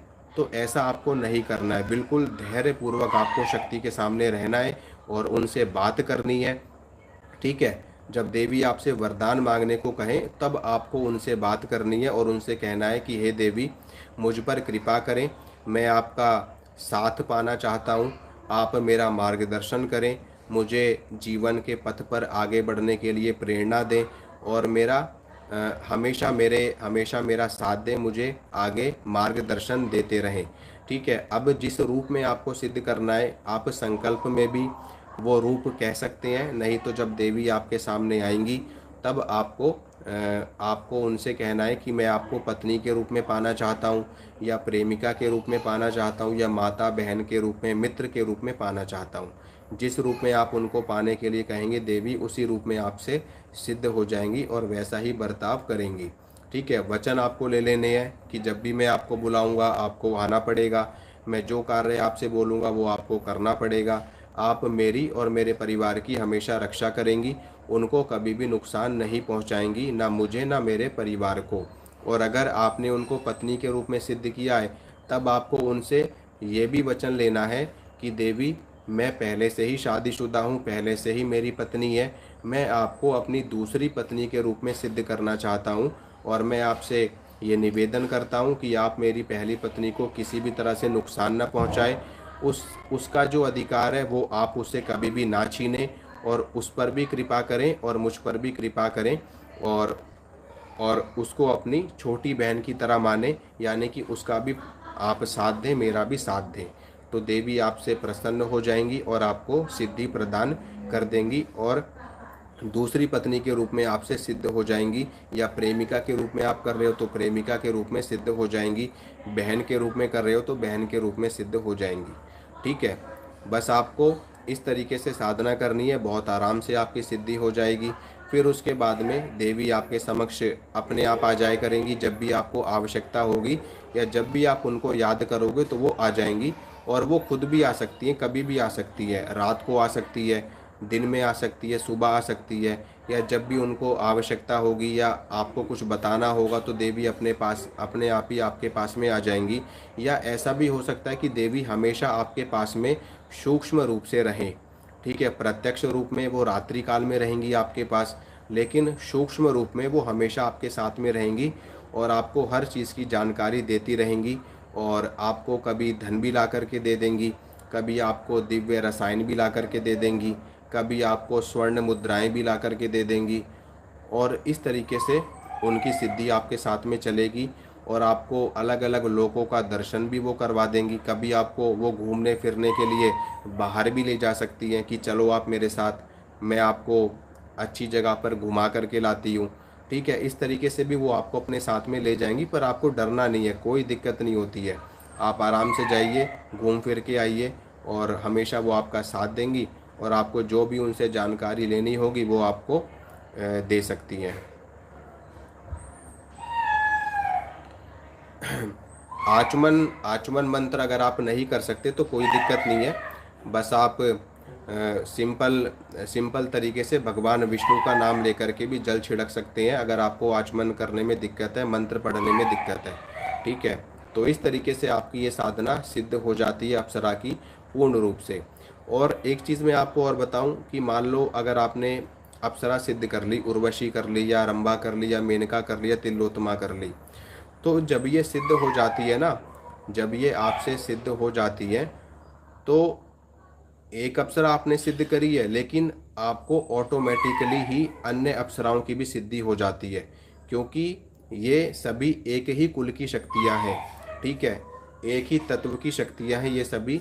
तो ये सभी आपको सिद्ध हो जाती हैं और ये आपके साथ में, आपके पास में 2 अप्सराएं आ सकती हैं, 3 भी आ सकती हैं या 10-10 अप्सराएं भी आपके पास में आ सकती हैं।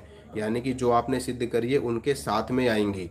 ठीक है, और आपको ज्ञान प्रदान करेंगी, आपको ये अपना नृत्य दिखाएंगी, आपसे हास परिहास करेंगी, आपसे हंसी मजाक करेंगी, आपका मनोरंजन करेंगी। ठीक है, आपको अपने लोक का दर्शन करवा देंगी। ठीक है, आपको कई शक्तियों के बारे में जानकारी दे देंगी कि इनकी साधना इस तरीके से होती है, इनकी साधना इस तरीके से होती है। मंत्र आपको कई प्रकार के गुप्त ये प्रदान कर सकती है। ठीक है, आपको दिव्य रसायन के बारे में भी जानकारी दे सकती है। ठीक है, देखिए रोज अगर गुलाब का फूल आपको नहीं मिल पा रहा है तो आप गुलाब के इत्र का प्रयोग करिए। ठीक है, गुलाब के इत्र का प्रयोग करिए और इसमें आप रुई के फाहे में इत्र लगा करके देवी को अर्पित करना है। एक चीज़ और इसमें आपको ध्यान रखने की, जो आप इत्र प्रयोग करेंगे, इत्र इसमें बहुत ज़्यादा इम्पोर्टेंट होता है और इत्र नकली नहीं होना चाहिए। अगर आप दुकान से लेकर के आएंगे वहाँ नकली मिलेगा, 100% आपको नकली मिलेगा। जैसे आजकल जो इत्र रखते हैं ये स्टोर वाले, दुकान वाले, ग्रोसरी वाले, इन पे नकली मिलता है। जो इत्र की प्रॉपर शॉप होती है, ठीक है, वहाँ से आपको इत्र लेकर के आना है। एकदम ओरिजिनल होना चाहिए, नकली नहीं होना चाहिए, मिलावटी इत्र नहीं होना चाहिए, नहीं तो आपको सिद्धि में दिक्कत आएगी। ठीक है, और कोशिश करना है कि आपको गुलाब के फूल मिले, गुलाब की माला मिले। इसके लिए आप माली से बात कर सकते हैं। ठीक है, कि हमें इतने दिन तक साधना करनी है तो हमें गुलाब के फूलों की आवश्यकता है, आप हमें प्रदान करें। या फिर आप किसी भी देवी के मंदिर के पास में, माता का मंदिर होता है जो बड़ा सिद्ध मंदिर होता है, अगर आप उनके पास में जाएंगे तो वहाँ पर फूल वाले, माला वाले बैठे रहते हैं। वहाँ पे आपको गुलाब के फूल, गुलाब की माला बहुत आराम से मिल जाते हैं, क्योंकि उनका वहाँ पे रोज का काम होता है, रोज माता को चढ़ता है, तो वो लोग इस चीज़ की व्यवस्था आपके लिए कर सकते हैं। ठीक है, अगर माला आप अफोर्ड नहीं कर सकते तो कम से कम गुलाब की पंखड़ियाँ, गुलाब के फूल आपके पास में होने चाहिए। और जो आपकी साधना का आखिरी दिन होगा, यानी कि 21वां दिन होगा, उस दिन आपको अपने पास में गुलाब की माला भी रखनी है, गुलाब के फूल भी आपको रखने हैं, क्योंकि उस दिन आपके वचन होंगे देवी से, देवी आपके सामने आएगी। अगर नहीं आती है तो वो आप देवी को अर्पित कर देंगे और उसके बाद में फिर से आप अनुष्ठान शुरू करेंगे। जब तक आपको प्रत्यक्ष सिद्धि ना हो जाए तब तक आपको अनुष्ठान करते रहना है, निराश नहीं होना है। क्योंकि देखिए, अप्सरा भी बड़ी शक्तियों में आती है, यानी कि देव योनि की शक्तियों में आती है। और वो तो फिर आपको नकली मिलेगा निकिता, फिर उसकी मेरी कोई जिम्मेदारी नहीं है, साधना सिद्ध हो या ना हो। ठीक है, अब हर चीज़ में आप लोग ऑप्शन ढूंढने लगते हो कि ये नहीं मिलेगा वो नहीं मिलेगा, तो फिर साधना ही मत करो इससे बढ़िया तो। ठीक है, और क्योंकि कुछ चीज़ों में तो कॉम्प्रोमाइज़ हो सकता है पर हर चीज़ में नहीं हो सकता। अब आप बोलोगे कि यंत्र भी नहीं मिलेगा, आप बोलोगे कि इत्र भी नहीं मिलेगा, आप बोलोगे गुलाब की माला भी डेली नहीं मिलेगी, तो फिर कोई फ़ायदा ही नहीं है साधना करने का। ठीक है, तो इसमें मैं आपको क्या बता रहा था, भूल गया क्या बता रहा था। ठीक है, तो इस तरीके से आप साधना करिए, आपको सफलता मिलेगी, सिद्धि मिलेगी। निराश नहीं होना है, साधना करनी है, सफलता ज़रूर आपको मिलेगी। ठीक है, क्योंकि ये देव योनि की शक्तियाँ होती हैं और कई बार ये आने में समय भी ले लेती हैं। वैसे अप्सरा जल्दी आ जाती है, पर फिर भी अगर आपका तपोबल कम है, आपने कभी पहले कोई साधना नहीं करी, आप ध्यान नहीं करते, मेडिटेशन नहीं करते, आपकी दृष्टि खुली हुई नहीं है, तो हो सकता है कि आपको प्रत्यक्ष दर्शन इसका ना हो। पर फिर भी कई बार साधकों पर ये कृपा कर देती हैं, पत्नी या प्रेमिका के रूप में जल्दी सिद्ध हो जाती हैं। ठीक है, तो अगर आपको ये साधना करनी है तो आप मुझसे संपर्क कर सकते हैं। ठीक है, संपर्क कर सकते हैं, तो मैं आपको अप्सरा मंत्र की दीक्षा प्रदान कर दूंगा और प्रॉपर जानकारी आपको दूंगा। अब इसमें क्या होता है कि जब भी आप अपने गुरु से साधना लेते हैं या गुरु से आप साधना की विधि लेते हैं या दीक्षा लेते हैं, विधि तो मैंने आपको पूरी बता दी, तो उसमें क्या होता है कि अपने गुरु को गुरु दक्षिणा देनी होती है। ठीक है, क्योंकि बिना गुरु दक्षिणा दिए जो एनर्जी आपके पास में गुरु से आती है वो काम नहीं करती फिर, क्योंकि उसमें क्या होता है कि आपके ऊपर गुरु का भार चढ़ जाता है। ठीक है, जैसे आपने किसी से अपना कोई कार्य करवाया, ठीक है, बदले में आपने उसको कुछ नहीं दिया, तो उसका भार आपके ऊपर चढ़ जाता है। फिर उस भार को उतारने के लिए आपको दोबारा से जन्म लेना पड़ता है। और वैसे भी अगर आप दीक्षा लेते हैं किसी से भी, आप उसको कुछ ना कुछ गुरु दक्षिणा जरूर दीजिए। इससे क्या होता है कि वो साधना आपकी फलीभूत हो जाती है, आपकी वो साधना सिद्ध हो जाती है। ठीक है, मेरी तरफ से कोई भी मांग नहीं है आपसे, क्योंकि मैं कभी किसी से पैसे नहीं मांगता हूँ। ठीक है, अगर आप मुझसे साधना ले रहे हैं या मुझसे मंत्र की दीक्षा ले रहे हैं, तो जो भी आपकी इच्छा हो वो आप गुरु दक्षिणा में दे सकते हैं, मेरी तरफ से कोई मांग नहीं है। ठीक है, और वो भी इसलिए देना अनिवार्य है ताकि आपकी साधना सफल हो, आपकी साधना लगे।